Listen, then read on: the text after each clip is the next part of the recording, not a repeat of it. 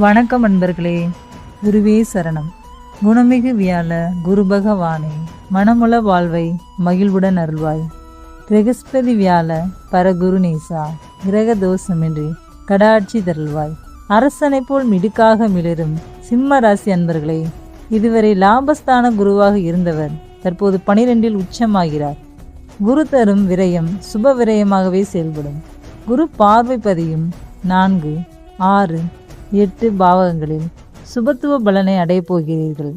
அஷ்டம சனி சிம்மத்திற்கு அதிக பாதகம் விளைவிக்காதவாறு குரு பார்வை 8இல் பதிகிறது.